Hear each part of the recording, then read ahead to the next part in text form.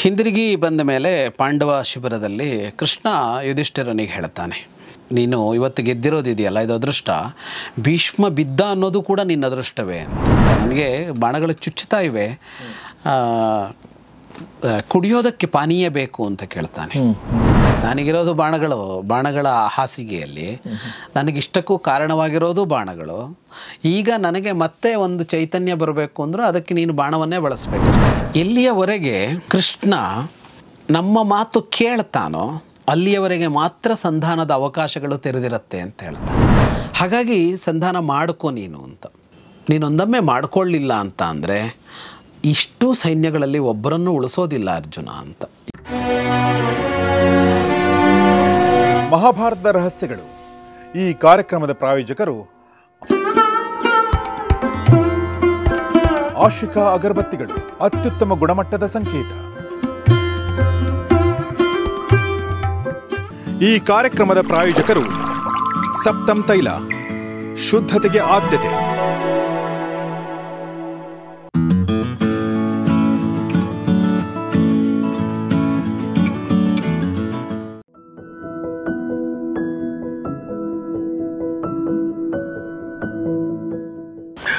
ಸ್ನೇಹಿತರೆ ನಮಸ್ಕಾರ. ಗೌರಿ ಶಕ್ಕಿ ಸ್ಟುಡಿಯೋದ ವಿಶೇಷ ಕಾರ್ಯಕ್ರಮ ಮಹಾಭಾರತ ರಹಸ್ಯಗಳು, the secrets of Mahabharata.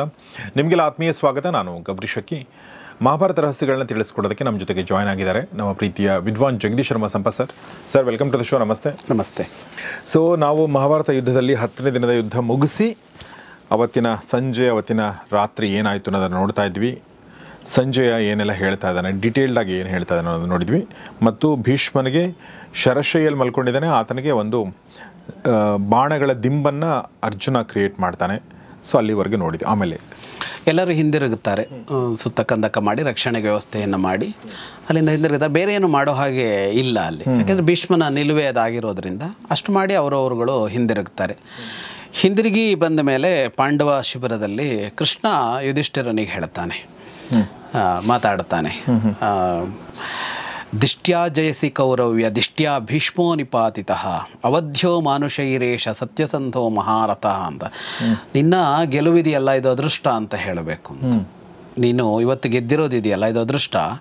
Bhishma ಬಿದ್ದ ಅನ್ನೋದು ಕೂಡ ನಿನ್ನ ಅದೃಷ್ಟವೇ ಅಂತ. ಯಾಕೆಂದರೆ ಮನುಷ್ಯರ್ಯಾರೋ ಅವನನ್ನು ಕೊಲ್ಲೋಕೆ ಸಾಧ್ಯ ಇಲ್ಲ. ಸತ್ಯಸಂಧ ಅವನು, ಮಹಾರಥ ಅನ್ನೋದು ಒಂದಾದರೆ ಕ್ವಾಲಿಟಿ, ಇನ್ನೊಂದು ಏನಂದರೆ ಸತ್ಯಸಂಧ ಅಂತ, ಆಡಿದ ಮಾತಿನಂತೆ ನಡೆದುಕೊಳ್ಳೋನು, ಒಂದು ಸುಳ್ಳೇ ಹೇಳದೇ ಇರೋನು ಅಂತ. ಅಂಥವನನ್ನು ಅದು ಮನುಷ್ಯರ್ಯಾರೋ ಕೊಲ್ಲೋದಕ್ಕೆ ಸಾಧ್ಯ ಇಲ್ಲ. ಹಾಗಾಗಿ ಇದನ್ನು ಏನು ಅದೃಷ್ಟ ಅಂತ ಹೇಳಬೇಕು ಇದನ್ನ ಅಂತ. ಅಥವಾ ಅದನ್ನು ಹೀಗೂ ಹೇಳ್ಬೋದು, ನಿನ್ನ ಏನು ಸಿಟ್ಟಾದ ನಿನ್ನ ಕಣ್ಣೋಟಕ್ಕೆ ಸಿಕ್ಕಿ ಅವನು ಸುಟ್ಟು ಹೋದ ಅಂತಲೂ ಹೇಳ್ಬೋದು ಅಂತ ಹೇಳ್ತಾನೆ ಕೃಷ್ಣ ಯುಧಿಷ್ಠಿರನಿಗೆ. ಅಂದರೆ ಈ ಯುಧಿಷ್ಠಿರನ ಅವನ ಧರ್ಮಾತ್ಮ ಅನ್ನೋದಿದೆಯಲ್ಲ, ಒಬ್ಬ ಧರ್ಮಾತ್ಮನನ್ನು ಹಾಗೆ ನೋಯಿಸಿದರೆ ಅವನ ದೃಷ್ಟಿಪಾತ ಸಾಕು ಅಂತ, ಅವನು ನೋಡಿದರೆ ಸಾಕು ಹೀಗಾಗಿಬಿಡತ್ತೆ ಅಂತ. ತ್ವಾಂತು ಚಕ್ಷುರ್ಹಣಂ ಪ್ರಾಪ್ಯ ದಗ್ಧೋ ಘೋರೇಣ ಚಕ್ಷುಷ, ನಿನ್ನ ಘೋರವಾದ ಕಣ್ಣೋಟಕ್ಕೆ ಅವನು ಸುಟ್ಟು ಹೋದ ಅಂತಲೂ ಇದನ್ನು ವ್ಯಾಖ್ಯಾನಿಸಬಹುದು ಅಂತ ಹೇಳ್ತಾನೆ. ಇಲ್ಲಿ ಕೃಷ್ಣನ ನಿಲುವು ಪ್ರಕಟ ಆಗತ್ತೆ. ಕೃಷ್ಣನ ನಿಲುವು ಹೇಗೆ ಪ್ರಕಟ ಆಗತ್ತೆ ಅಂತ ಅಂದರೆ, ನೀನು ಧರ್ಮಾತ್ಮ, ನಿನಗೆ ಅನ್ಯಾಯ ಮಾಡಿರೋದ್ರಲ್ಲಿ ಅವನು ಸೇರ್ಕೊಂಡಾಗಾಯಿತು ಅನ್ನೋ ಅಂಶ ಇಲ್ಲಿದೆ ಅಂತ. ಕರೆಕ್ಟ್. ಈಗ ಭೀಷ್ಮ ಮಾಡಿದ್ದು ಸರಿಯೇ ತಪ್ಪೆ ಎನ್ನುವ ಒಂದು ಇದೆಯಲ್ಲ, ಅದರಲ್ಲಿ ಕೃಷ್ಣನ ಪ್ರಕಾರ ಅದು ಸರಿಯಲ್ಲ ಅನ್ನೋದೇ ಕಾಣಿಸುತ್ತೆ. ಇಲ್ಲದಿದ್ದರೆ ಭೀಷ್ಮನನ್ನು ಕೆಡವುತ್ತಾನೆ ಇರಲಿಲ್ಲ ಅಂತ. ಹಾಗಾಗಿ ನಿನಗೆ ಅನ್ಯಾಯ ಮಾಡಬಾರ್ದಾಗಿತ್ತು ಅನ್ನೋ ಅಂಶವೂ ಇಲ್ಲಿ ಬರುತ್ತೆ. ಅದಕ್ಕೆ ಅವನು ಯುಧಿಷ್ಠಿರ ಇವನಿಗೆ ಹೇಳ್ತಾನೆ, ಇದು ನಿನ್ನ ಅನುಗ್ರಹ, ಇದು ನಿನ್ನ ಸಿಟ್ಟಿನಿಂದಾಗಿ ಅವನು ಸೋತಿದ್ದು ಅಂತ. ಯಾಕೆಂದರೆ ಕೃಷ್ಣ ಪದೇ ಪದೇ ಸಿಟ್ಟು ಮಾಡ್ತಾ ಇದ್ನಲ್ಲ ಅವನ ಮೇಲೆ, ಅದನ್ನು ಹೇಳ್ತಾನೆ ಅವನು. ನೀನು ಜೊತೆಗೆ ಇದ್ದಾಗ ಜಯ ಸಿಗೋದ್ರಲ್ಲಿ ಆಶ್ಚರ್ಯ ಏನಿದೆ ಅಂತ ಕೇಳ್ತಾನೆ. ನಮ್ಮನ್ನು ಪ್ರತಿಕ್ಷಣವೂ ರಕ್ಷಣೆ ಮಾಡ್ಕೊಂಡಿದೀಯ ನೀನು ಸಮರದಲ್ಲಿ, ಹಾಗಾಗಿ ನೀನು ಜೊತೆಗಿದ್ದಾಗ ಅದರಲ್ಲಿ ಅಚ್ಚರಿ ಪಡಬೇಕಾದ್ದೇನೂ ಇಲ್ಲ ಅಂತ. ಕೃಷ್ಣ ನಗ್ತಾ ಹೇಳ್ತಾನೆ, ನಿನ್ನ ಸ್ವಭಾವಕ್ಕೆ ಯೋಗ್ಯವಾದ ಮಾತುಗಳು ಇದು ಅಂತ ಮುಗುಳ್ನಕ್ಕು ಹೇಳ್ತಾನೆ ಅವನಿಗೆ. ಆವತ್ತು ರಾತ್ರಿ ಹಾಗೆ ಕಳೆಯುತ್ತೆ. ಪಾಂಡವರ ಶಿಬಿರದಲ್ಲಿ ಭೀಷ್ಮನ ಪತನ ಅನ್ನೋದು ನೋವಿಗೆ ಕಾರಣ ಆದರೂ ಜಯದ ಒಂದು ಇದಿರುತ್ತೆ, ಅವರಲ್ಲಿ ಸಂತೋಷ ಇರುತ್ತೆ.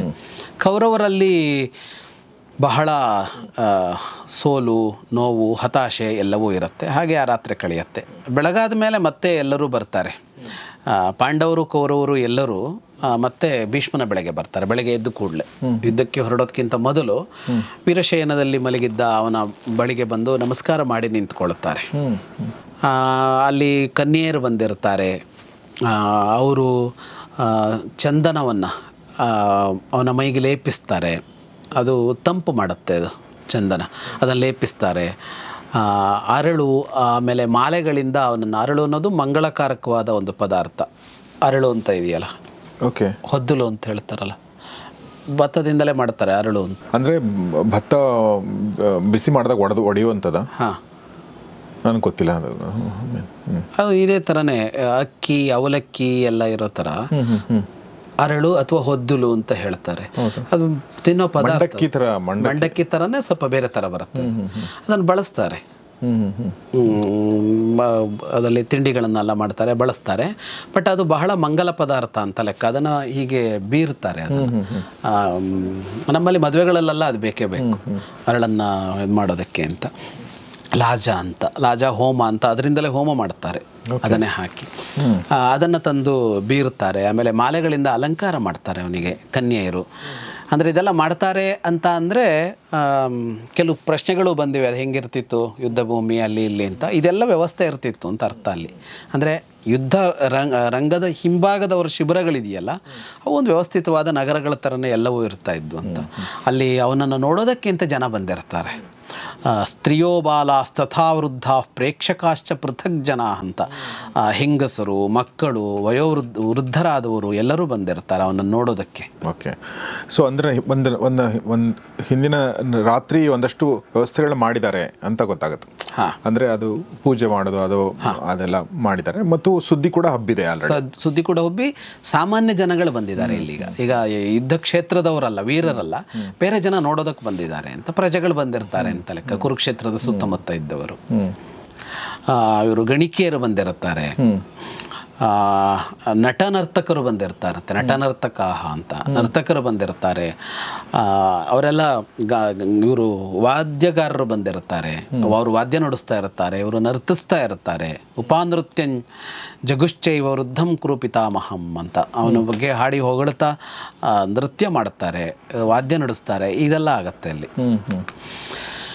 ಭೀಷ್ಮ ಅದೆಲ್ಲ ನೋಡ್ತಾ ಇರ್ತಾನೆ. ಭಾಳ ವೇದನೆ ಇರುತ್ತೆ ಅವನಿಗೆ. ಅದು ಚುಚ್ಚಿಕೊಂಡೇ ಇರುತ್ತಲ್ಲ, ಅದು ಬಹಳ ನೋವಲ್ಲ ಅದು. ಅದನ್ನು ಬಹಳ ಕಷ್ಟಪಟ್ಟು ಅದನ್ನು ತಡೆದುಕೊಂಡಿರ್ತಾನೆ. ಧೈರ್ಯಾನ್ ನಿಗೃಹ್ಯ ಅಂತ ಬಹಳ ಕಷ್ಟಪಟ್ಟು ಆ ನೋವು ತಡೆದುಕೊಳ್ತಾ ಇರ್ತಾನೆ, ವೇದನೆ ತಡೆದುಕೊಳ್ತಾ ಇರ್ತಾನೆ. ಮನಸ್ಸಲ್ಲೂ ಅಷ್ಟೇ ಅದರ ವೇದನೆ ಅವನಿಗೊಂದು ಕಷ್ಟ ಕೊಡ್ತಾ ಇರುತ್ತೆ. ಅವನು ಹೇಳ್ತಾನೆ ಏನು ಅಂತಂದರೆ, ಶರಾಭಿತಪ್ತಕಾಯೋಹಂ ಶರಸಂತಾಪ ಮೂರ್ಛಿತಃ ಪಾನೀಯಮಭಿಕಾಂಕ್ಷೇಹಂ ರಾಜ್ಞಸ್ತಾನ್ ಪ್ರತ್ಯಭಾಷತ ಅಂತ. ನನಗೆ ಬಾಣಗಳು ಚುಚ್ಚುತ್ತಾ ಇವೆ, ಕುಡಿಯೋದಕ್ಕೆ ಪಾನೀಯ ಬೇಕು ಅಂತ ಕೇಳ್ತಾನೆ. ಅವನು ಪಾನೀಯ ಬೇಕು ಅಂತ ಹೇಳಿದಾಗ ಉಳಿದವರು ಏನು ಮಾಡ್ತಾರೆ ಅಂದರೆ ಬೇರೆ ಬೇರೆ ಆಹಾರಗಳನ್ನು ತರಿಸ್ತಾರೆ. ಭಕ್ಷಾನ್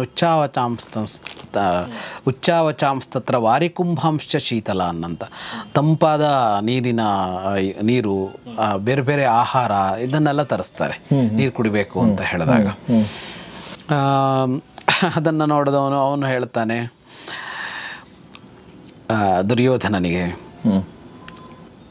ಇದೆಲ್ಲ ಅಲ್ಲ ನನಗೆ ಬೇಕಾಗಿರೋದು. ನಾದ್ಯತಾತಮಯ ಶಕ್ಯಂ ಭೋಗಾಂ ಕಾಂಶ್ಚನ ಮಾನುಷಾನ್. ಇದೆಲ್ಲ ಮನುಷ್ಯರ ಆಹಾರ, ಮನುಷ್ಯರ ಆಹಾರ ಯಾವುದನ್ನು ನನಗೆ ಸ್ವೀಕಾರ ಮಾಡೋದಕ್ಕಾಗೋದಿಲ್ಲ ಅಂತ ಹೇಳ್ತಾನೆ. ಮನುಷ್ಯ ಆಹಾರ ಸ್ವೀಕಾರ ಮಾಡೋದಿಲ್ಲ ಅಂತ. ಶರಶೆಯಲ್ಲಿರುವ ನಾನು ಮನುಷ್ಯರು ಯಾವ ಭೋಗಗಳನ್ನು ಅನುಭವಿಸ್ತಾರೋ ಅದನ್ನು ಅನುಭವಿಸುವಂತಿಲ್ಲ ಅಂತ.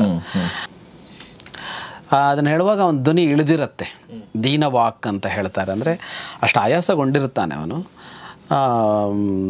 ಅದೇ ಇಳಿದ ಧ್ವನಿಯಲ್ಲಿ ಆ ಮಾತನ್ನು ಹೇಳ್ತಾನೆ. ಅದಾದಮೇಲೆ ಮತ್ತು ಅವನು ಅರ್ಜುನನಿಗೆ ಹೇಳ್ತಾನೆ ಅಂತ.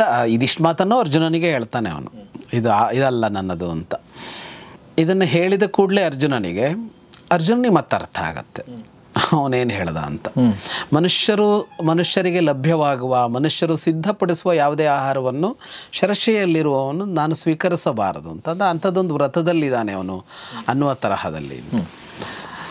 ಸ್ವೀಕರಿಸಬಹುದಾದ ನೀರೊಂದೇ ಅಂತ, ಆದರೆ ಈ ನೀರಲ್ಲ ಅಂತ ಅನ್ನೋದು ಅವನಿಗೆ ಅರ್ಥ ಆಗತ್ತೆ. ಅದಕ್ಕೆ ಅವನು ಹತ್ತಿರ ಬರ್ತಾನೆ, ಮತ್ತೆ ಕೈ ಜೋಡಿಸ್ಕೊಂಡು ಕೇಳ್ತಾನೆ ವಿನೀತನಾಗಿ, ಕಿಂಕರೋಮಿ, ನಾನೇನು ಮಾಡಬೇಕು ಅಂತ. ಅರ್ಜುನ ಕೇಳಿದಾಗ ಭೀಷ್ಮ ಹೇಳ್ತಾನೆ, ನನ್ನ ಇಡೀ ಮೈ ಇದೆಯಲ್ಲ ಸುಡ್ತಾ ಇರುವಂತೆ ಇದೆ, ಬಾಣಗಳು ಹಾಗೆ ಚುಚ್ಚುತ್ತಾ ಇವೆ, ನನಗೆ ಮುಖ ಕೂಡ ಒಣಗುತ್ತಾ ಇದೆ ಅಂತ. ಮುಖ ಅಂದರೆ ಬಾಯಿ ಒಣಗುತ್ತಾ ಇದೆ ಅಂತ, ನಾಲಿಗೆ ಒಣಗುತ್ತಾ ಇದೆ. ನನ್ನ ದೇಹಕ್ಕೆ ಈಗ ಒಂದು ಇದು ಬೇಕು, ನಾನು ಉಳ್ಕೊಳ್ಬೇಕು ಅಲ್ಲಿಯವರೆಗೆ ಅಂತಂದಾಗ ನನ್ನ ದೇಹಕ್ಕೆ ಒಂದು ಶಕ್ತಿ ಬೇಕದು, ನನ್ನ ದೇಹದಲ್ಲಿ ಮತ್ತೊಂದು ಉತ್ಸಾಹ ಚೈತನ್ಯವನ್ನು ತುಂಬೋದಕ್ಕೆ. ಅದಕ್ಕೆ ನೀನು ಬಾಣವನ್ನೇ ಬಳಸಬೇಕಷ್ಟೇ. ನನಗಿರೋದು ಬಾಣಗಳ ಹಾಸಿಗೆಯಲ್ಲಿ, ನನಗಿಷ್ಟಕ್ಕೂ ಕಾರಣವಾಗಿರೋದು ಬಾಣಗಳು. ಈಗ ನನಗೆ ಮತ್ತೆ ಒಂದು ಚೈತನ್ಯ ಬರಬೇಕು ಅಂದರೂ ಅದಕ್ಕೆ ನೀನು ಬಾಣವನ್ನೇ ಬಳಸಬೇಕಷ್ಟೇ. ತೊಂಬಿ ಶಕ್ಯೋ ಮಹೇಶ್ವಾಸ ಧಾತುಮಂಭೋ ಯಥಾವಿಧಿ ಅಂತ. ಯಾವ ನೀರನ್ನು ನಾನು ಕುಡಿಯಬಹುದೋ ಆ ನೀರನ್ನು ಕೊಡೋದಕ್ಕೆ ನಿನಗೆ ಮಾತ್ರ ಸಾಧ್ಯ ಇದೆ ಅಂತ ಹೇಳ್ತಾನೆ. ಇಷ್ಟು ಹೇಳಿದಾಗ ಅವನಿಗೆ ಅರ್ಥ ಆಗತ್ತೆ. ಅವನು ಹಾಗೆ ಆಗಲಿ ಅಂತ ಹೇಳಿ ರಥ ಏರ್ತಾನೆ. ರಥ ಏರಿ ಗಾಂಡೀವವನ್ನು ಹಿಡಿದು ಅದಕ್ಕೆ ಇದನ್ನು ಜೋಡಿಸ್ತಾನೆ. ಒಂದು ಗಾಂಡೀವವನ್ನು ಈಗ ಜೋಡಿಸಿ ಅದನ್ನು ಠೇಂಕಾರ ಮಾಡ್ತಾನೆ. ಎಲ್ಲರೂ ಭಯಪಡುವಂಥದ್ರ ಶಬ್ದ ಹಾಗೆ ಬರುತ್ತೆ. ಅದಾಗಿ ರಥದಲ್ಲೇ ಭೀಷ್ಮನಿಗೊಂದು ಪ್ರದಕ್ಷಿಣೆ ಬರ್ತಾನೆ. ಅಂದರೆ ಕೃಷ್ಣನೂ ಇರ್ತಾನೆ ಅದರಲ್ಲಿ ಅಂತ ಅರ್ಥ. ಪ್ರದಕ್ಷಿಣೆ ಬಂದವನು ಆ ಬಾಣಕ್ಕೆ ಪರ್ಜನ್ಯಾಸ್ತ್ರದಿಂದ ಅದನ್ನು ಅಭಿಮಂತ್ರಿಸ್ತಾನೆ. ಅವನಿಗೆ ಅಸ್ತ್ರಗಳು ಗೊತ್ತಲ್ಲ, ಪರ್ಜನ್ಯಾಸ್ತ್ರ ಗೊತ್ತು. ಪರ್ಜನ್ಯ ಅಂದರೆ ನೀರಿಗೆ ಸಂಬಂಧಪಟ್ಟಿದ್ದದು. ಮಳೆ ಸುರಿಸೋದು ಪರ್ಜನ್ಯ ಅಂತ ಹೇಳ್ತಾರೆ, ಮಳೆಯನ್ನೂ ಪರ್ಜನ್ಯ ಅಂತಲೇ ಕರೀತಾರೆ. ಪರ್ಜನ್ಯ ಮಂತ್ರವನ್ನು ಇದಕ್ಕೆ ಅಭಿಮಂತ್ರಿಸಿ ಎಲ್ಲರೂ ನೋಡ್ತಾ ಇರುವಾಗಲೇ ಭೂಮಿಗೆ ಅದನ್ನು ಬಾಣ ಬಿಡುತ್ತಾನೆ. ಅದು ಭೂಮಿಯನ್ನು ಸೀಳತ್ತೆ. ಭೀಷ್ಮನ ಬಲಭಾಗದಲ್ಲಿ ಮಾಡ್ತಾನೆ. ಭೀಷ್ಮ ಮಲಗಿರ್ತಾನಲ್ಲ, ಅವನು ಬಲಭಾಗದಲ್ಲಿ ಭೂಮಿಗೆ ಅದನ್ನು ಮಾಡುತ್ತಾನೆ. ಅಲ್ಲಿಂದ ನೀರು ಉಕ್ಕಿ ಬರುತ್ತೆ. ಅದು ಬಹಳ ಶುದ್ಧವಾದ ನೀರು ಬರುತ್ತೆ, ಭಾಳ ತಂಪಾಗಿ ಇರುತ್ತೆ, ಭಾಳ ಪವಿತ್ರವಾದ ನೀರು ಮೇಲೆ ಬರುತ್ತೆ. ಅದರಲ್ಲೊಂದು ದಿವ್ಯ ಗಂಧ ಇರುತ್ತೆ, ಒಂದು ಪರಿಮಳ ಇರುತ್ತೆ ಆ ನೀರಿಗೆ. ಅದು ದಿವ್ಯ ಗಂಧ ಅಂತ ಕರೀತಾರೆ, ಹಾಗಿರುತ್ತೆ ಅದು. ಅದನ್ನು ಭೀಷ್ಮ ಕುಡಿತಾನೆ. ಅದರ ಮೂಲಕ ಭೀಷ್ಮನಿಗೆ ತೃಪ್ತಿಪಡಿಸ್ತಾನೆ ಅರ್ಜುನ. ಅಂದ್ರೆ ಮುಂದಿನ ಇಷ್ಟು ದಿನಗಳ ಕಾಲ ಇರೋಕ್ಕೆ ಸಾಧ್ಯ ಆಗುವಂಥ ನೀರು ಅದಾಗಿರುತ್ತೆ. ಎಲ್ಲ ರಾಜರುಗಳಿಗೆ ಆಶ್ಚರ್ಯ ಆಗುತ್ತೆ ಅರ್ಜುನನ ಈ ಕೆಲಸವನ್ನು. ಅಂದರೆ ಅವರೆಲ್ಲ ವೀರರು ಯೋಧರು ಎಲ್ಲ ಆದ್ರೂ ಹೀಗೆ ಭೂಮಿ ಬಾಣ ಬಿಟ್ಟು ನೀರು ಉಗ್ಸೋದು ಇದೆಲ್ಲ ಅಸಾಧ್ಯವಾದದ್ದು ಅಂತ. ಹಾಗಾಗಿ ಅರ್ಜುನ ಅದ್ಭುತವಾದ ಆ ವಿದ್ಯೆ ಇರುತ್ತೆ ಅವನಿಗೆ ಧನುರ್ವಿದ್ಯೆಯಲ್ಲಿ ಅವನು ಎಂಥವನು ಅಂದರೆ ಹೀಗೆ ಏನೇನೆಲ್ಲ ಮಾಡಬಹುದಾದವನು ಅದರಲ್ಲಿ ಅಂತ. ಅವ್ರಿಗೆ ಗೊತ್ತಿರೋ ಧನುರ್ವಿದ್ಯೆ ಏನು ಅಂದರೆ ಎದುರಿನವನ ಜೊತೆಗೆ ಯುದ್ಧ ಮಾಡ್ಬೋದು, ಸಂಹರಿಸ್ಬೋದು ಅನ್ನೋ ಥರ ಇದ್ದರೆ ಅವನದ್ದು ಹಾಗಲ್ಲ ಅಂತ. ಅವನು ಆ ಧನುರ್ವಿದ್ಯೆಯಿಂದ ಬೇರೆ ಬೇರೆ ಕೆಲಸಗಳನ್ನು ಮಾಡುವಷ್ಟು ಅವನಿಗೆ ಆ ವಿದ್ಯೆ ಒಲ್ದಿರುತ್ತೆ. ಎಲ್ಲರೂ ಅವನನ್ನು ಮೆಚ್ಚುತ್ತಾರೆ, ಈ ಕಡೆಯವರು ಆ ಕಡೆಯವರು ಎಲ್ಲ ವಿಸ್ಮಯಗೊಂಡು ಅವರ ಮೇಲಿರೋ ಬಟ್ಟೆ ಇರುತ್ತಲ್ಲ, ಉತ್ತರೀಯ ಅಂತ ಮೇಲ್ಗಡೆ ಬಟ್ಟೆ ಅಂತ ತಗೊಂಡು ಬೀಸ್ತಾರೆ ಹೀಗೆ ಮೇಲೆ. ಶಂಖನಾದ ಆಗತ್ತೆ, ದುಂದುಬಿ ಘೋಷ ಆಗತ್ತೆ ಆ ಸನ್ನಿವೇಶದಲ್ಲಿ. ಭೀಷ್ಮನಿಗೆ ತೃಪ್ತಿ ಆಗತ್ತೆ. ಅಂದರೆ ಒಂದು ಚೈತನ್ಯ ಬರುತ್ತೆ ಅವನ ದೇಹದಲ್ಲಿ. ತೃಪ್ತಿ ಅನ್ನೋದು ಬರೀ ಬಾಯಾರಿಕೆ ನಿವಾರಣೆ ತೃಪ್ತಿ ಮಾತ್ರ ಅಲ್ಲ, ದೇಹ ಈಗ ಆಹಾರ ತಗೊಳ್ಳಲ್ಲ ಅಂಥದ್ದಾದಾಗ ಆಗುತ್ತಲ್ಲ, ಅವನಿಗೊಂದು ಇದೇ ಬರುತ್ತೆ, ಚೈತನ್ಯ ಬರುತ್ತೆ. ಎಲ್ಲರೆದುರಿಗೆ ಅವನನ್ನು ಹೊಗಳಿ ಅವನನ್ನು ಗೌರವಿಸ್ತಾನೆ ಅರ್ಜುನನ್ನ. ಅವನು ನೈತಚ್ಚಿತ್ರಂ ಮಹಾಬಾಹು ಅಂತ ಹೇಳ್ತಾನೆ. ಏನಂದರೆ ಇದು ಆಶ್ಚರ್ಯ ಏನೂ ಅಲ್ಲ ನೀನು ಇದನ್ನು ಮಾಡಿದ್ದು, ಯಾಕೆಂದರೆ ನನಗೆ ನಾರದರು ಹೇಳಿದರು ನೀನು ಹಿಂದೆ ಋಷಿಯಾಗಿದ್ದೆ ಅಂತ ಹೇಳಿದರು. ಆಮೇಲೆ ನೀನು ಕೃಷ್ಣನ ಜೊತೆಗೆ ಸೇರಿ ಬಹಳ ದೊಡ್ಡ ಕೆಲಸ ಮಾಡ್ತೀಯ ಅಂತ ಕೂಡ ನಾರದರು ನನಗೆ ಹೇಳಿದರು. ಅದನ್ನು ನೀನು ಮಾಡಿದೆ ಅಂತ. ಇಂದ್ರನಿಗೂ ದೇವತೆಗಳಿಗೂ ಆಗದೆ ಇರೋ ಕೆಲಸಗಳನ್ನೆಲ್ಲ ನೀನು ಮಾಡಿದೆ. ಅಂದರೆ ಕ್ಷತ್ರಿಯ ರಾಕ್ಷಸ ಸಂಹಾರ ಮಾಡಿದ್ನಲ್ಲ ಅಲ್ಲಿ ದುಷ್ಟರನ್ನು, ಆ ಕೆಲಸ ಮಾಡಿದೆ ನೀನು. ಅವನು ಪಟ್ಟಿ ಕೊಡ್ತಾನೆ. ಜಗತ್ತಿನ ಪ್ರಾಣಿಗಳಲ್ಲಿ ಮನುಷ್ಯರು ಶ್ರೇಷ್ಠರು. ಈಗ ಹಂಗೆ ಹೇಳಿದ್ರಲ್ಲ, ಅದಕ್ಕೆ ಬೇರೆ ವಾದಗಳೆಲ್ಲ ಇದೆ. ಜೀವಜಂತುಗಳಲ್ಲಿ ಮನುಷ್ಯರು ಶ್ರೇಷ್ಠರು ಅಂದರೆ ಅಲ್ಲ ಅನ್ನೋ ವಾದಗಳು ಇದೆಯಲ್ಲ ಈಗ.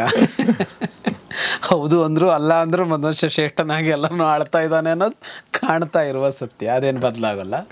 ಪಕ್ಷಿಗಳಲ್ಲಿ ಗರುಡ ಶ್ರೇಷ್ಠ. ಜಲಾಶಯಗಳಲ್ಲಿ, ಜಲಕ್ಕೆ ಆಶ್ರಯ ಕೊಡುವಗಳಲ್ಲಿ ಜಲಾಶಯಗಳಲ್ಲಿ ಸಮುದ್ರ ಶ್ರೇಷ್ಠ. 4 ಕಾಲಿನ ಪ್ರಾಣಿಗಳಲ್ಲಿ ಗೋವು ಶ್ರೇಷ್ಠ. ತೇಜಸ್ಸು ಇರುವಲ್ಲಿ ಬೆಳಗುವಂಥವುಗಳಲ್ಲಿ ಸೂರ್ಯ ಶ್ರೇಷ್ಠ. ಪರ್ವತಗಳಲ್ಲಿ ಹಿಮವತ್ ಪರ್ವತ ಶ್ರೇಷ್ಠ. ಹಾಗೆ ಧನುರ್ಧಾರಿಗಳಲ್ಲಿ ನೀನು ಶ್ರೇಷ್ಠ ಅಂತ ಹೊಗಳುತ್ತಾನೆ. ಸೂಪರ್. ಅಷ್ಟು ಹೇಳಿದವನು ಹೇಳ್ತಾನೆ, ಏನು ಮಾಡೋಣ, ದುರ್ಯೋಧನ ಮಾತು ಕೇಳಲಿಲ್ಲ. ದುರ್ಯೋಧನ ಮಾತು ಕೇಳಲಿಲ್ಲ ಅಂದರೆ ನಿನ್ನಂಥವ ಇದ್ದಾಗ ನಿನ್ನಂಥವನ ಎದುರಿಗೆ ಇಂಥದ್ದನ್ನು ಮಾಡ್ಕೋಬಾರದು ಅನ್ನೋ ಅರ್ಥದಲ್ಲಿ ಅವನು ಹೇಳ್ತಾ ಇರೋದು. ಅಂದರೆ ಯಾರಿದ್ದಾರೆ ಅಂತ ನೋಡಬೇಕಿತ್ತಲ್ವ. ಈ ವಾಸ್ತವವಾಗಿ ಅರ್ಜುನ ಮಾಡಿದ ದೊಡ್ಡ ಕೆಲಸ ಅಂತಂದ್ರೆ ನಾವು ಈ ಕುರುಕ್ಷೇತ್ರ ಯುದ್ಧವನ್ನು ಇಟ್ಕೊಂಡಿದ್ದೀವಲ್ಲ, ಅರ್ಜುನ ಮಾಡಿದ ದೊಡ್ಡ ಕೆಲಸ ಕುರುಕ್ಷೇತ್ರ ಒಂದು ಹೌದು, ಯಾಕೆಂದರೆ ರಾಕ್ಷಸರು ಈ ರೂಪದಲ್ಲಿ ಬಂದಿದ್ದರು, ಅವರ ಸಂಹಾರ ಆಯಿತು ಮತ್ತೆ ಅಂತ. ಆದರೆ ಇದಕ್ಕಿಂತ ದೊಡ್ಡ ಕೆಲಸ ಅವನು ಮಾಡಿದ ಆ ದೈತ್ಯ ನಗರಗಳಿದ್ವಲ್ಲ, ಹಾರಾಡಿಕೊಂಡು ತೇಲಿಕೊಂಡು ಇದ್ದ 2 ನಗರಗಳು ಸ್ವರ್ಗಕ್ಕೆ ಹೋದಾಗ ಮಾಡಿದ್ನಲ್ಲ, ಅದು ಅವನ ದೊಡ್ಡ ಕಾರ್ಯ ಅನ್ನೋದು. ಆದರೆ ಅದನ್ನೊಂದು ಪ್ರತ್ಯೇಕವಾಗಿ ಹೇಳಿಲ್ಲ ಇಲ್ಲಿ, ಎಲ್ಲೂ ಅಂದರೆ ಬಂದಿದೆ ಅಷ್ಟು ಘಟನೆ ಹೇಳಿದ್ದಾರೆ, ಅದನ್ನು ಒಂದು ವೈಭವೀಕರಿಸಿ ಅಥವಾ ಅದನ್ನೊಂದು ವಿಸ್ತರಿಸಿ ಹೇಳಲಿಲ್ಲ. ಅದಕ್ಕೊಂದು ಕಾರಣ ಏನು ಅಂತ ಅಂದರೆ, ಈ ಮಹಾಭಾರತವನ್ನು ಬರೆಯುವಾಗ ವ್ಯಾಸರು ಯಾರೋ ಒಬ್ಬರ ಕುರಿತು ಬರ್ಕೊಂಡು ಹೋಗ್ತಾನೆ ಇಲ್ವಲ್ಲ. ಈಗ ಅರ್ಜುನ ಚರಿತ್ರೆ ಅಂತ ಒಂದು ಬರೆದಿದ್ರೆ ಅಲ್ಲಿ ಅದು ಮುಖ್ಯವಾಗ್ತಿತ್ತದು. ಇಲ್ಲಿ ವ್ಯಾಸರು ಯಾರ ಚರಿತ್ರೆಯನ್ನು ಬರೆಯೋದಿಲ್ಲ. ಇಲ್ಲಿ ಯುಧಿಷ್ಠಿರನಿಗೆ ಎಷ್ಟು ಅವಕಾಶ ಇದೆಯೋ ದುರ್ಯೋಧನಿಗೂ ಅಷ್ಟೇ ಅವಕಾಶಗಳಿರುತ್ತೆ. ಈಗ ನಾವು ಒಂದು ಕಾದಂಬರಿ, ಒಂದು ಕಥೆ ಅಥವಾ ಒಂದು ಸಿನಿಮಾ ಅಂತ ನೋಡಿದ್ರೆ, ಕಥೆ ಅಲ್ಲ, ಒಂದು ಕಾದಂಬರಿ ಅಥವಾ ಒಂದು ಸಿನಿಮಾ ಅಂತ ಮಾಡುವಾಗ ಯಾರಿಗೆ ಎಷ್ಟು ಸ್ಪೇಸ್ ಕೊಡ್ತೀವಿ ಅಂತ ಒಂದಿದೆ. ಸಹಜವಾಗಿ ನಾಯಕನಿಗೆ ಸ್ಪೇಸ್ ಜಾಸ್ತಿ ಇರುತ್ತೆ, ಅವನಿಗಿಂತ ನೆಕ್ಸ್ಟು ಇರೋದು ಯಾರಿಗೆ ಅಂದರೆ ಖಳನಾಯಕನಿಗೆ ಇರುತ್ತೆ. ಉಳಿದವರಿಗೆ ಪೋಷಕ ಪಾತ್ರಗಳು ಇನ್ನೊಬ್ಬರಿಗೆಲ್ಲ ಒಂದು ಸಣ್ಣ ಬಂದು ಹೋಗುವ ಜೊತೆಗಿರುವ ಇಷ್ಟೇ ಇದ್ದುಕೊಂಡು ಹೋಗುತ್ತೆ. ಆದರೆ ಇಲ್ಲಿ ಹಾಗಿಲ್ಲ, ಇಲ್ಲಿ ಎಲ್ಲರಿಗೂ ಸ್ಪೇಸ್ ಇದೆ ಈ ಮಹಾಭಾರತದಲ್ಲಿ. ಹಾಗಾಗಿ ಮಹಾಭಾರತದ ನಾಯಕ ಯಾರು ಅನ್ನೋದೇ ಒಂದು ದೊಡ್ಡ ಚರ್ಚೆ ಇದೆ ಮೊದಲಿಂದಲೂ. ನೀವು ನಾಯಕ ಅಂತಂದಾಗ ಅವನು ತುಂಬಿಕೊಂಡಿರ್ಬೇಕಲ್ವ. ರಾಮಾಯಣದ ನಾಯಕ ಯಾರು ಅಂತ ಕೇಳೋದು ಬೇಕಾಗಿಲ್ಲ, ರಾಮ ಅವನೇ ಇಡೀ ರಾಮಾಯಣದಲ್ಲಿ ಅವನೇ ತುಂಬಿಕೊಂಡಿದ್ದಾನೆ, ಅಷ್ಟು ಸ್ಪೇಸ್ ಇದೆ ಅವನಿಗಲ್ಲಿ. ಅಲ್ಲಿ ರಾವಣನಿಗೂ ಸ್ಪೇಸ್ ತುಂಬ ಕಡಿಮೆನೆ. ಆದರೆ ಮಹಾಭಾರತದಲ್ಲಿ ಯಾರಿಗೆ ಸ್ಪೇಸ್ ಇದೆ ಅಂತ ಅಂದರೆ, ನಿಮಗೆ ಇವರು ಎಲ್ಲರೂ ಅಷ್ಟೇ ಕಾಣಿಸ್ಕೊಳ್ತಾ ಹೋಗ್ತಾರೆ. ಭೀಷ್ಮನ ಕತೆ ಹೇಳ್ಕೊಂಡು ಬರುವಾಗ ಎಷ್ಟು ಕಾಲ ಭೀಷ್ಮನ ಕತೆ ಬರುತ್ತೆ, ದ್ರೋಣರದ್ದು ಹೇಳುವ ದ್ರೋಣದ್ದು ಬರುತ್ತೆ, ದುರ್ಯೋಧನಂದು ಹೇಳುವ ದುರ್ಯೋಧನಂದು ಬರುತ್ತೆ. ಹಾಗಾಗಿ ಮಹಾಭಾರತದ ರಚನೆ ಇದೆಯಲ್ಲ, ನಾವು ಒಂದು ಕಾದಂಬರಿಯನ್ನು ಬರೆಯೋದು ಅಂತ, ಈ ಮಹಾಕಾವ್ಯ ಅಂತ ಕರೀತಾರೆ ಇದನ್ನು, ಅದರ ಜಾಗದಲ್ಲಿ ಇವತ್ತು ಕಾದಂಬರಿಗಳು ಅಂತ ಇವೆ. ಅದನ್ನು ಈ ಪದ್ಯ ರೂಪದಲ್ಲಿ ಬರೀತಿದ್ರು, ನಾವು ಇವತ್ತು ಗದ್ಯ ರೂಪದಲ್ಲಿ ಬರಿತೀವಿ. ಅಂದರೆ ಎಲ್ಲ ಹಲವು ಪಾತ್ರಗಳಿರುತ್ತೆ, ಅಸಂಖ್ಯ ಘಟನೆಗಳಿರುತ್ತೆ, ತಲೆಮಾರುಗಳಿರುತ್ತೆ. ಅದರಲ್ಲಿ ಇರಲೇಬೇಕು ಅಂತಿಲ್ಲ, ಇರುತ್ತೆ ಸಾಧಾರಣವಾಗಿ. ಆ ಜಾಗದಲ್ಲಿ ಇವತ್ತು ಕಾದಂಬರಿ ಇದೆಯಲ್ಲ, ಒಂದು ಕಾದಂಬರಿಯನ್ನು ಬರೆಯುವಾಗ ಅಥವಾ ಒಂದು ಸಿನಿಮಾ ಮಾಡುವಾಗ, ಸಿನಿಮಾ ಕೂಡ ಹಾಗೆ ಇರುತ್ತೆ. ಅದು ಸಿನಿಮಾ ಅಂದ್ರೆ ಒಂದು ದೃಶ್ಯ ಕಾವ್ಯ ಅಷ್ಟೇ. ನಾವೀಗ ಓದೋದನ್ನು ಕಣ್ಣಲ್ಲಿ ನೋಡೋ ಥರ ಕಟ್ತಾ ಇದ್ದೀವಿ. ಆ ಸಿನಿಮಾಗಳನ್ನು ಮಾಡುವಾಗ ಹೀಗೆ ಬರೋದು ಕಡಿಮೆ ಅಥವಾ ಬಂದಿಲ್ಲ ಅಂತಲೇ ಹೇಳಬೇಕು. ಅಂದರೆ ಬಹುಪಾತ್ರಗಳನ್ನು ಇಟ್ಕೊಂಡಿರೋದು ಬಂದಿದೆ, ಆದರೆ ಯಾವ ಪಾತ್ರವೂ ಹೈಲೈಟ್ ಆಗದ, ಆದರೆ ಏನೋ ಒಂದನ್ನು ಹೇಳ್ಕೊಂಡು ಹೋಗೋದಿದೆಯಲ್ಲ, ಆ ಥರದ್ದು ಕಡಿಮೆ ಇರುತ್ತೆ. ಸಾಧಾರಣ ಒಬ್ಬ ನಾಯಕನನ್ನು ಅಪೇಕ್ಷೆ ಪಡುತ್ತೆ ಪ್ರೇಕ್ಷಕ ವರ್ಗ. ಕರೆಕ್ಟ್. ನನಗೆ ಒಂದು ನೆನಪು ಬಂದದ್ದು ನಮ್ಮ ಕುವೆಂಪು ಅವರು ಬರೆದಿರುವಂಥ ಒಂದು ಕಾದಂಬರಿ, ಮಲೆಗಳಲ್ಲಿ ಮದುಮಗಳು. ಕಾನೂರು ಸುಬ್ಬಮ್ಮ ಹೆಗ್ಗಡತಿಯಲ್ಲಿ ಸುಬ್ಬಮ್ಮ ಹೆಗ್ಗಡತಿಯ ಮೇಲೆ ಸುತ್ಕೊಂಡು ಹೋಗಿದೆ. ಮಲೆಗಳಲ್ಲಿ ಮದುಮಗಳು ಅನ್ನೋದರಲ್ಲಿ ಸ್ಪೇಸ್ ಇದೆ, ಎಲ್ಲರಿಗೂ ಸ್ಪೇಸ್ ಇದೆ ಅಂತ. ಆದರೂ ಒಬ್ಬ ನಾಯಕ ಇದ್ದಾನೆ. ಹೌದು ಹೌದು ಹೌದು. ಅಲ್ಲಂದ್ರೆ ಅವರು ಫಸ್ಟ್ ಅದನ್ನು ಬರೀತಾರೆ, ಅಂದರೆ ಇಲ್ಲಿ ಯಾರೋ ಮುಖ್ಯರಲ್ಲ ಅನ್ನೋದನ್ನ. ಹೌದು, ನೀವು ಗುರ್ಸಿರೋದು ಭಾಳ ಚೆನ್ನಾಗಿದೆ. ಅಲ್ಲಿ ಅವರು ಅದೇ ತರಹ ಮಾಡ್ತಾರೆ, ಎಲ್ಲರ ಕಥೆಯನ್ನು ಹೇಳುವಾಗ ಅವರವರದ್ದೇ ಬರ್ತಾ ಹೋಗುತ್ತೆ. ಮತ್ತು ಅಲ್ಲೂ ತಲೆಮಾರುಗಳು ಬರುತ್ತಲ್ಲ, ಅಲ್ಲಿ ತಲೆಮಾರುಗಳು ಬರುವಾಗ 2-3 ತಲೆಮಾರುಗಳ ಕಥೆಗಳನ್ನು ಹೇಳುವಾಗ ಅದ್ರ ಸ್ಪೇಸ್ ತಗೊಂಡ್ಬಿಡುತ್ತೆ ಅದು. ಹೌದು, ನೀವು ಹೇಳಿದಾಗ ಅಲ್ಲಿ ಆ ಥರದ್ದು ಮಾಡಿದ್ದಾರೆ. ಇನ್ನು ಅದರ ಕಾದಂಬರಿಗಳು ಇರ್ಬೋದು, ಕನ್ನಡದಲ್ಲಿ ಇರ್ಬೋದು ಆ ಥರದ್ದು. ಸಾಧಾರಣವಾಗಿ ಕಡಿಮೆ ಇರುತ್ತೆ. ಸಿನಿಮಾಗಳು ಆ ಥರ ಬಂದಿಲ್ಲ ಅಂತ ಅನ್ಸುತ್ತಲ್ಲ, ಅಥವಾ ಸಿನಿಮಾಗಳು ಆ ಥರ ಬಂದಿಲ್ಲ. ಸಿನಿಮಾಗಳಲ್ಲಿ ತುಂಬ ಕಷ್ಟ ಆ ಥರದ್ದು. ಕಷ್ಟ ಅಂದರೆ ನಾನು ಕೇಳಿದ್ದು, ಪ್ರೇಕ್ಷಕನ ಕಣ್ಣೇ ಅದು ಒಬ್ಬ ನಾಯಕನ ಸುತ್ತ ಹೋಗಬೇಕು ಅಂತ ಅಪೇಕ್ಷೆ ಪಡೋದು. ಒಂದ್ಸಲ ನಾವು ಕಥೆ ಹಿಂಗೆ ಕೇಳಕ್ಕೆ ಶುರು ಮಾಡಿದ್ರೆ, ಒಬ್ಬ ನಾಯಕನ ಕಥೆ ಹೇಳಕ್ಕೆ ಶುರು ಮಾಡಿದರೆ ಅವ್ನಿಗೆ ಏನಾಯ್ತು ಅಂತಾನೆ ನಾವು ಯೋಚನೆ ಮಾಡ್ತೀವಿ. ಇನ್ನೊಂದು ಕತೆ ಬಂದ ತಕ್ಷಣ ಡಿಸ್ಟ್ರಾಕ್ಟ್ ಆಗ್ಬಿಡ್ತಾರೆ ತುಂಬಾ ಜನ. ಆ ಇಂಟ್ರೆಸ್ಟ್ ಕಳ್ಕೊಂಡ್ಬಿಡ್ತಾರೆ ಸಿನಿಮಾಗಳಲ್ಲಿ. ಅದು ಒಂದು ತುಂಬಾ ಅದು ಕಷ್ಟ. ಅದು ಸೂತ್ರಧಾರ ಬರೋದು ಕೂಡ ಕಷ್ಟ ಸಿನಿಮಾಗಳಲ್ಲಿ ಬರೋಕ್ಕಾಗಲ್ಲ. ಪದೇ ಪದೇ ಮಧ್ಯೆ ಬಂದು ವ್ಯಾಖ್ಯಾನ ಮಾಡ್ಬಿಟ್ರೆ ಜನ ಇಂಟ್ರೆಸ್ಟ್ ಕಳ್ಕೊಂಡ್ಬಿಡ್ತಾರೆ. ಹೌದು ಬಹಳ ಅಂತ ಪ್ರಯೋಗಗಳು ಮಾಡಿದ್ದು ಸಕ್ಸಸ್ ಆಗಿಲ್ಲ, ಬಹಳ ಕಡಿಮೆ ಅಂತ. ಈವನ್ ಹಿಂದ್ಗಡೆ ವಾಯ್ಸಲ್ಲಿ ಬಂದು ಹೇಳಿದ್ದನ್ನು ಕೂಡ ಜನ ಅಷ್ಟೇ ನೀವೇನ್ ಕಣ್ಣಿಗೆ ಕಾಣ್ತಾ ಇದೆ ಅದನ್ನ ಒಪ್ಕೊಂಡ್ಬಿಡ್ತಾರೆ ಜನ ಅಷ್ಟೇ. ಓಕೆ, ಸೊ ಹಾಗಾಗಿ ಇಲ್ಲಿ ಏನು ಅಂತ ಅಂದ್ರೆ ಅರ್ಜುನನದ್ದೇ ಕಥೆ ಹೇಳ್ತಾ ಹೋಗಿದ್ರೆ ಅದನ್ನೆಲ್ಲ ದೊಡ್ಡದಾಗಿ ಹೇಳ್ತಿದ್ರು. ಈ ಗುಂಪಲ್ಲಿ ಹೋಗ್ಬಿಡ್ತಾನೆ ಅರ್ಜುನ ಕೂಡ. ದುರ್ಯೋಧನ ಕೇಳಲಿಲ್ಲ ಅಂತ, ನಿನ್ನಂಥವನ್ನ ಎದುರಿಗಿದ್ದಾಗ ಯೋಚನೆ ಮಾಡಬೇಕಿತ್ತು ಅಂತ ವಿದುರ ಹೇಳಿದ್ದ ಅಂತ. ಸಂಬೋಧ್ಯಮಾನಂ ವಿದುರೇಣ ಚೈವ ಅಂತ. ಇಲ್ಲಿ ಪ್ರತಿಯೊಬ್ಬರೂ ಹೇಳುವಾಗ ವಿದುರನ ಮಾತು ಮೊದಲು ಹೇಳುತ್ತಾರೆ. ಅದು ಸಂಜಯ ಇರಲಿ, ಭೀಷ್ಮ ಇರಲಿ, ಗಾಂಧಾರಿ ಇರಲಿ, ಯಾರೇ ಹೇಳುವಾಗಲೂ ವಿದುರ ಹೇಳಿದ್ದ ಅಂತ. ಯಾಕೆಂದರೆ ಇವರೆಲ್ಲರಿಗಿಂತ ಹೆಚ್ಚು ಅವನು ಆ ತಿದ್ದುವ ಕೆಲಸವನ್ನು ವಿದುರ ಮಾಡಿಕೊಂಡೇ ಬಂದಿದ್ದ ಅಂತ. ಈ ವಿದುರನ ಪಾತ್ರ ಎಷ್ಟು ಮುಖ್ಯ ಆಗಿಬಿಡುತ್ತೆ ಅಂತ ಅಂದರೆ, ಒಂದು ಗುಂಪಿನಲ್ಲಿ, ಒಂದು ಸಂಸ್ಥೆಯಲ್ಲಿ, ಒಂದು ಮನೆಯಲ್ಲಿ ಅಥವಾ ಯಾವುದೇ ಒಂದು ಇದರಲ್ಲಿ ಒಬ್ಬ ಮಾತ್ರ ನಿರಂತರವಾಗಿ ತಪ್ಪುಗಳನ್ನು ಹೇಳಿ ಎಚ್ಚರಿಸೋನು ಬೇಕಾಗತ್ತೆ ಅಂತ, ನಿರಂತರವಾಗಿ ಬೇಕಾಗತ್ತೆ ಅಂತ. ಅಥವಾ ಇರ್ತಾರೆ ಅವ್ರ ಮಾತು ಕಿವಿಗೆ ಹಾಕ್ಕೊಳ್ಳಲ್ಲ ಅನ್ನೋ ಥರನೇ ಇರುತ್ತೆ. ಅವ್ರು ಸುಮ್ಮನೆ ಹೇಳ್ತಿರ್ತಾರೆ, ಜಗತ್ತು ಹೋಗ್ತಾ ಇರತ್ತೆ ಅಂತ. ಹಂಗೆ ಯಾರೋ ಒಬ್ಬ ಇರಬೇಕಾಗತ್ತೆ ಅಂತ, ಇಡೀ ಸಮೂಹಕ್ಕೆ ಇರಬೇಕಾಗತ್ತೆ. ಈ ಸಂಸ್ಥೆ ಮನೆ ಅಂತಲೂ ಅಲ್ಲ. ನಾವಿವತ್ತು ಅಂಥದ್ದನ್ನು ಬಯಸ್ತೀವಿ ಕೂಡ ಅಂತ. ಯಾರೋ ಚಿಂತಕರು, ಯಾರೋ ಇವರುಗಳು ಅದನ್ನು ಹೇಳ್ತಾ ಇರಬೇಕು ಅನ್ನೋ ಥರದ ಅಪೇಕ್ಷೆ ಕೂಡ ಇರುತ್ತಲ್ಲ. ಆದರೆ ಅದನ್ನು ಯಾರು ಜಾರಿಗೆ ತರಬೇಕೋ ಅವ್ರು ಕೇಳಿಸ್ಕೊಳ್ಳಲ್ಲ ಅನ್ನೋ ಮಾತು ಯಾವಾಗಲೂ ಇರುತ್ತೆ. ಕರೆಕ್ಟ್. ಕೇಳಿಸ್ಕೊಂಡ್ರೆ ಏನಾಗುತ್ತೆ ಅನ್ನೋದಕ್ಕೊಂದು ಸುಮ್ಮನೆ ನಂಗೆ ನೆನಪು ಬಂತೀಗ. ಅಂದರೆ ನಾನು ಹೇಳೋದು ವಿದುರ ಅಂತಲ್ಲ ನೋಡಿ, ಅಣ್ಣ ಅವ್ರ ಮನೇಲಿ ಒಂದು ಸಿನಿಮಾ ಮಾಡಬೇಕಾದ್ರೆ ಅಣ್ಣ ಅವರು ವರದಪ್ಪ ಅವ್ರ ಬ್ರದರು, ಆಮೇಲೆ ಉದಯಶಂಕರು, ಅದಾದಮೇಲೆ ಪಾರ್ವತಮ್ಮನವರು, ಆಮೇಲೆ ಇನ್ನೂ ಅಂದರೆ ಏನು ನಿರ್ಧಾರ ಕೈಗೊಳ್ಬೇಕಾದ್ರೂ ಅಣ್ಣ ಅವರು ವರದಪ್ಪನವ್ರ ಕಡೆ ನೋಡ್ತಿದ್ರಂತೆ ಫೈನಲ್ ಆಗಿ. ಅವ್ರಿಗೆ ಸರಿ ಅನಿಸಿದ ಮೇಲೂ ಕೂಡ ಅವ್ರು ಹೌದು ಇದು ಚೆನ್ನಾಗಿದೆ ಅಂತಂದರೆ ಮುಂದುವರಿತು. ಆ ಥರದ್ದು ನಾನು ಕೇಳಿದ್ದೇನೆ. ಅಂದರೆ ಅದೊಂದು ಗ್ರೂಪ್, ಒಂದು ಎಲ್ಲರೂ ಸೇರ್ಕೊಂಡು ಒಂದು ನಿರ್ಧಾರಕ್ಕೆ ಬರ್ತಿದ್ರಂತೆ. ಆ ಟೈಮಲ್ಲಿ ಒಂದಷ್ಟು ಒಳ್ಳೆ ಸಿನಿಮಾಗಳು ಬರೋಕ್ಕೆ ಅದು ಕೂಡ ಕಾರಣ ಅಂತ ನಮ್ಮ ಸುಮಾರು ಜನ ನಮಗೆ ಹೇಳಿದ್ದು ನಂಗೆ ನೆನಪು ಬಂತು. ಅದೇ ಹಾಗಿರ್ಬೇಕು. ಹಾಗೆ ಯಾರೋ ಒಬ್ರು ಅದನ್ನ ಹೇಳುವಂಥವ್ರು ಇರಬೇಕು, ಅವ್ರ ಮಾತಿಗೆ ಕಿವಿ ಕೊಡಬೇಕು. ಈಗ ನೋಡಿ, ವರದಪ್ಪ ಅಂದ್ರೆ ತುಂಬಾ ಜನರಿಗೆ ಗೊತ್ತಿರ್ಲಿಕ್ಕಿಲ್ಲ ಅಲ್ವಾ, ಈಗಿನ ತಲೆಮಾರಿನವ್ರಿಗಂತೂ ಗೊತ್ತಿರೋದು ಸಾಧ್ಯನೇ ಇಲ್ಲ. ಬಟ್ ಅವ್ರು ಬಹಳ ಪ್ರಧಾನವಾದ ನಿರ್ಧಾರವನ್ನು ಅವ್ರು ಕೈಗೊಳ್ತಿದ್ರು ಅಂತ ನಾನು ಇತ್ತೀಚೆಗೆ ಅವ್ರ ಹೆಸರುಗಳು ಯೂಟ್ಯೂಬ್ ಬಂದ ಮೇಲೆ ಆ ಕಾಲದಲ್ಲಿ ಒಡನಾಡಿದವರೆಲ್ಲ ತುಂಬಾ ಜನ ಬಂದು ವರದಪ್ಪನವ್ರ ಹೆಸರು ಹೇಳಿ ಹೇಳಿ ಹೇಳಿ ಸ್ವಲ್ಪ ಹೇಳಿ ಸ್ವಲ್ಪ ಗೊತ್ತಿದೆ. ಬಿಟ್ರೆ ಇಲ್ಲ ಅಂತಂದ್ರೆ ತುಂಬಾ ಜನರು, ಕಡಿಮೆ ಜನ. ಹೌದು. ಹಾಗೆ ವಿದುರ ಹೇಳ್ತಿದ್ದ ಅನ್ನೋ ಮಾತನ್ನು ಇವರೆಲ್ಲರೂ ಹೇಳ್ತಾರೆ. ಹಾಗಾಗಿ ಅವನು ನಿರಂತರ ಪ್ರಯತ್ನ ಪಟ್ಟಿದ್ದಾನೆ ಅಂತ. ದ್ರೋಣೇನ ರಾಮೇಣ ಜನಾರ್ದನೇನ ಮುಹುರ್ಮುಹು ಸಂಜಯೇನಾಪಿ ಚೊಕ್ತಂ ಅಂತ ದ್ರೋಣಾಚಾರ್ಯರು ಹೇಳಿದ್ರು, ಪರಶುರಾಮರು ಹೇಳಿದ್ರು, ಕೃಷ್ಣ ಬಂದು ಹೇಳಿದ್ದ, ಸಂಜಯ ಕೂಡ ಮತ್ತೆ ಮತ್ತೆ ಹೇಳಿದ್ದ. ಆದರೆ ದುರ್ಯೋಧನ ಕೇಳಲಿಲ್ಲ ಅಂತ ಹೇಳ್ತಾನೆ. ಪರೀತ ಬುದ್ಧಿ ವಿಸಂಜ್ಞಕಲ್ಪೋ ದುರ್ಯೋಧನೋ ನಾಭ್ಯನಂದದ್ವಚೋಮೆ ಸಶೇಷ್ಯತೆ ವೈ ನಿಹತಶ್ಚಿರಾಯ ಶಸ್ತ್ರಾತಿಗೋ ಭೀಮ ಬಲಾಭಿಭೂತಃ. ಇವನು ಇಷ್ಟು ಮಾತು ಯಾಕೆ ಹೇಳ್ತಾ ಇದ್ದಾನೆ ಅಂದರೆ, ನಿನ್ನೆ ಒಂದು ಮಾತು ಹೇಳಿದ್ದ ಅವನು, ಸಾಕು ಯುದ್ಧ ನಿಲ್ಲಿಸಿ ಅಂತ. ಆದರೆ ಇವತ್ತೇನು ಆ ವಾತಾವರಣ ಇಲ್ವಲ್ಲ. ಬೆಳಗಾದ ಮೇಲೂ ಯುದ್ಧ ನಿಲ್ಲುವ ಯಾವ ಇದು ಬರಲಿಲ್ಲ. ಯಾಕಂದರೆ ಯುದ್ಧ ಈ ಕಡೆಯವರಂತೂ ನಿಲ್ಸೋಕ್ಕಾಗಲ್ಲ. ಯುದ್ಧ ಒಬ್ಬನೇ ನಿಲ್ಸೋದಕ್ಕೆ ಸಾಧ್ಯ. ನಿಮ್ಮ ಪಾಲನ್ನು ನಿಮಗೆ ಕೊಡ್ತೀನಿ ಅಂತ ಅವನು ಹೇಳಿದ್ರೆ ಯುದ್ಧ ನಿಂತೋಗುತ್ತೆ. ದುರ್ಯೋಧನ ಅಷ್ಟೇ. ಇಲ್ಲಿ ಉಳಿದವ್ರು ಎಲ್ಲರೂ ಸೇರಿದ್ರು ಯುದ್ಧ ನಿಲ್ಸೋಕ್ಕಾಗಲ್ಲ ಇಲ್ಲಿ ಅಂತ. ಹಾಗಾಗಿ ವಿಪರೀತ ಬುದ್ಧಿ ಅವನದ್ದು. ಅವನಿಗೆ ಎಚ್ಚರಿದೆ ಅಂತಲೇ ಅನ್ಸಲ್ಲ ಅಂತ ಹೇಳ್ತಾನೆ. ವಿಸಂಜ್ಞ ಕಲ್ಪ ಅಂತ ಅಂದ್ರೆ ಒಂದು ಎಚ್ಚರ ತಪ್ಕೊಂಡೇ ಇದ್ದಾನೆ ಅನ್ನೋ ತರಹ ಇದ್ದಾನೆ. ಭ್ರಮಾಲೋಕದಲ್ಲಿದ್ದಾನೆ ಅಂತ. ನನ್ನ ಮಾತು ಕೇಳಲಿಲ್ಲ ಅವನು ಅಂತ ಹೇಳ್ತಾನೆ. ಅಭ್ಯನಂದ ದ್ವಚೋಮೆ, ನಾನು ಹೇಳಿದೆ, ನನ್ನ ಮಾತನ್ನು ಕೇಳಲಿಲ್ಲ. ಏನು ಮಾಡೋದು, ಭೀಮನ ಹತ್ರ ಪೆಟ್ಟು ತಿಂದು ಭೂಮಿಗೆ ಬೀಳಬೇಕು ಅಂತಿದೆ ಅವನಿಗೆ, ಬೀಳ್ತಾನೆ ಅಂತ ಹೇಳ್ತಾನೆ. ಶೇಷ್ಯತೆ ಬಹಳ ಕಾಲ ಇಲ್ಲ ಅಂತ ಹೇಳ್ತಾನೆ. ಅದಕ್ಕೆ ಭೀಮನ ಕೈಯಲ್ಲಿ ಪೆಟ್ಟು ತಿಂದು ನೆಲಕ್ಕೆ ಬೀಳೋದಕ್ಕೆ ಇನ್ನು ಬಹಳ ಕಾಲ ಇಲ್ಲ. ನಿನ್ನೆ ಅವರು ತುಂಬಾ ಚೆನ್ನಾಗಿ ಕಮೆಂಟ್ ಮಾಡಿದ್ದಾರೆ ಸರ್. ನಾನು ಸುಮ್ಮನೆ ನೋಡ್ತಾ ಇದ್ದೆ. ಭೀಷ್ಮನ ಬಗ್ಗೆ ದುರ್ಯೋಧನಿಗೆ ಒಂದು 5 ದಿನಗಳು ಉಳ್ಕೊಂಡಿದೆ, ದುಶ್ಯಾಸನಿಗೆ 6 ದಿನ ಅವನ ಆಯುಸ್ ಉಳ್ಕೊಂಡಿದೆ ಅಂತ ಒಬ್ರು ಕಮೆಂಟ್ ಮಾಡಿದ್ದಾರೆ. ಹೌದು, ನನಗೆ ಆಶ್ಚರ್ಯ ಆಗುತ್ತೆ, ಹೌದಲ್ವಾ ಅಂತ. ನಾವು ಎಷ್ಟೋ ದಿನಗಳ ಇನ್ನೂ ಅವ್ರು ತುಂಬಾ ದಿನ ಬದುಕಿರ್ತಾರೆ ಅನ್ನೋದು ನಮ್ಮ ಮನಸ್ಸಲ್ಲಿದೆ ಅಲ್ವಾ. ಬಟ್ ಎಲ್ಲರ ಆಯುಷ್ಯ ಉಳಿದಿರೋದು 5 ದಿನ 6 ದಿನ 8 ದಿನ. 8ನೇ ದಿನಕ್ಕೆ ದುರ್ಯೋಧನ, 6ನೇ ದಿನ 7ನೇ ದಿನಕ್ಕೆ ದುಶ್ಯಾಸನ, 5ನೇ ದಿನಕ್ಕೆ ದ್ರೋಣರು, 6ನೇ ದಿನಕ್ಕೆ ಕರ್ಣ. ಹೌದು, 4-5 ದಿನದಲ್ಲಿ ಅನ್ನೋದು ಇವತ್ತು 4-5 ದಿನದಲ್ಲಿ ಹಾಗೆ ಸಾವು ಅನ್ನೋದು ಅದನ್ನ ನಾವು ದೊಡ್ಡ ಪೇಪರಲ್ಲಿ ಹೈಲೈಟ್ ಆಗುತ್ತೆ. 4 ದಿವಸದ ನಡುವೆ ಯಾರಾದ್ರೂ ಹತ್ರದವರು ಸತ್ರೆ ಅನ್ನೋ ಥರ ಇದೆ. ಹೌದು, ಚೆನ್ನಾಗಿದೆ ಅದು ಆ ಗುರುತಿಸುವಿಕೆ.